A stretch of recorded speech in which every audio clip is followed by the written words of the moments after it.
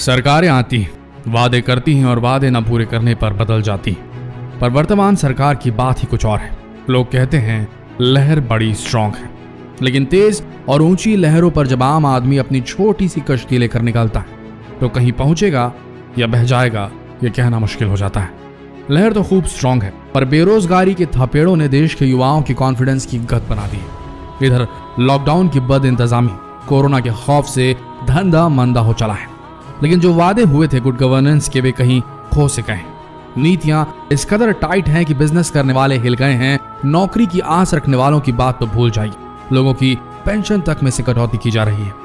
जहां हर साल 2 करोड़ रोजगार मिलने का वादा किया गया था जनता से, वहां आज 6 सालों में 15 करोड़ भारतीय बेरोजगार हो गए हैं। कुछ तो किया धरा कोरोना का भी है, और कुछ तो सॉरी टू से बैड गवर्नेंस और बैड एग्जीक्यूशन और बैड इंप्लीमेंटेशन ऑफ प्लान का भी दोष है।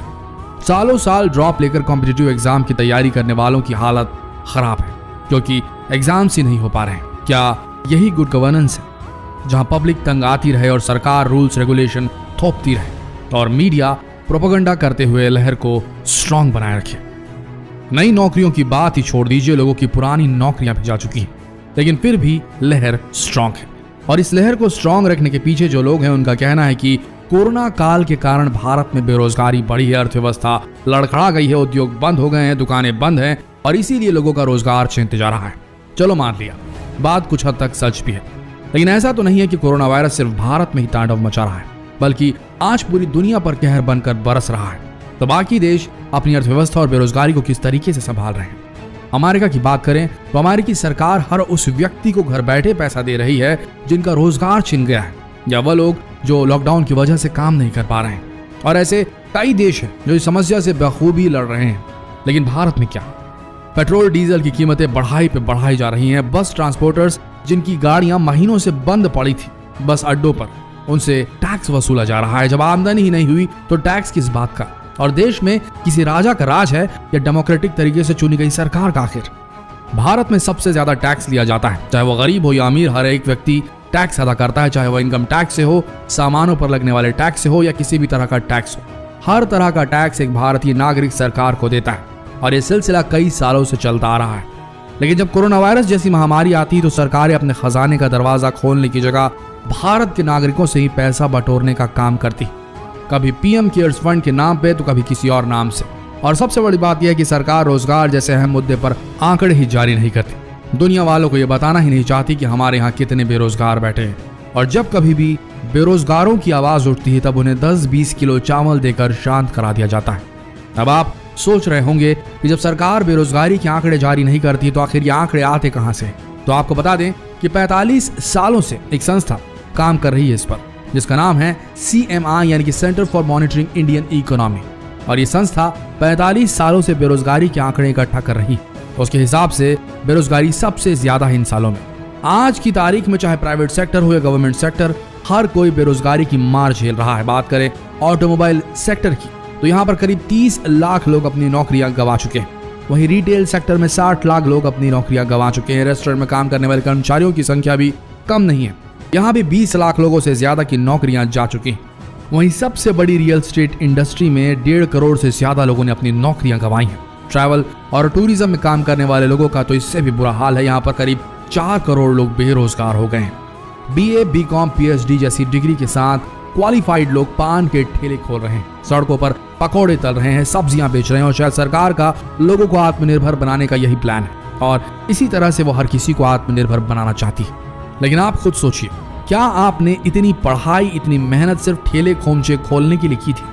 ऐसा नहीं है कि 2014 के पहले हमारे देश में बेरोजगारी नहीं थी, बल्कि बेरोजगारी की मार भारत आजादी के बाद से झेलता रहा है। लेकिन इन 6 सालों में ऐसे कई डिसीजंस, ऐसे कई निर्णय लिए गए जिनसे सिर्फ और सिर्फ आम आदमी ही प्रभावित हुआ, ना कि सरकारों के संरक्षण में पल रहे बड़े बड़े उद्योग और उद्योगपति, बल्कि ये तो और फूलते फलते जा रहे हैं और एक आम आदमी बेरोजगारी और महंगाई के दलदल में डूबता जा रहा है। लेकिन सबसे बड़ी बात यह है कि जब भी बेरोजगारी के इस मुद्दे पर आवाज उठाई जाती तो उसे दबा दिया जाता है, 10 किलो चावल देकर शांत करा दिया जाता है, जो कि लहर स्ट्रांग है। क्यों है नहीं पता, लेकिन लहर स्ट्रांग है।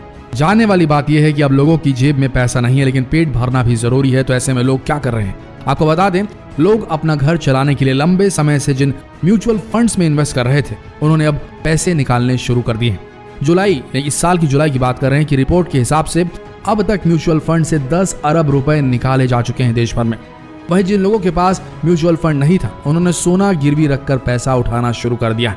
वहीं सोचने वाली बात यह है कि गरीब आदमी क्या करे जिसने ना कभी म्यूचुअल फंड खरीदा, ना ही जिसके पास सोना है। वो अपना घर महीने भर कैसे चलाएगा? बात चाहे किसी भी सरकार की हो, वोट मांगने के लिए इनका सबसे अहम मुद्दा होता है रोजगार। और हर मंच पर एक ही भाषण बार बार गूंजता है कि हम बेरोजगारी दूर करेंगे, और उसी मुद्दे की नींव पर चढ़कर ये राजनेता अच्छा खासा वोट बटोर लेते हैं।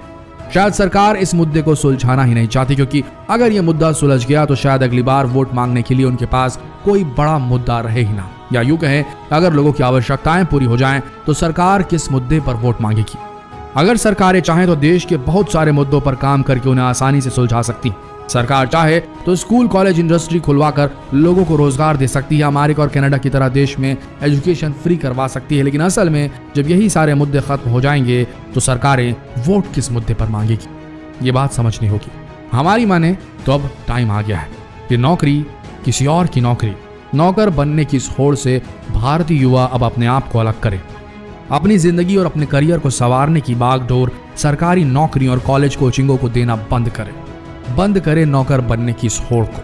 अगर ये देश का एजुकेशनल सिस्टम तुम्हें रोजगार नहीं दे पा रहा तो खुद का एजुकेशनल पाथवे डेवलप करो। किताबों को रटने के बजाय शुरू से ही वोकेशनल एजुकेशन पर ध्यान दो।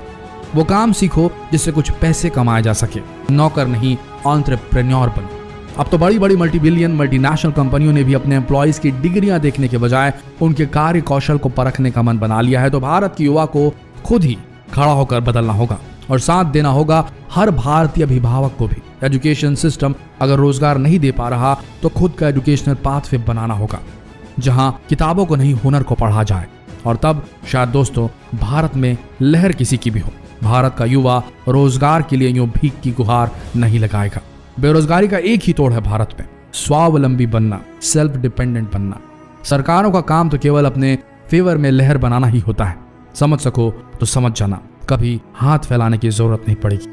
हो सके तो इस संदेश को देश के हर युवा तक पहुंचाना, क्योंकि आर्थिक आजादी भी जीने के लिए बेहद जरूरी है। जितना हो सके इस वीडियो संदेश को फैलाएं और शेयर करें इस वीडियो को देश भर में। धन्यवाद।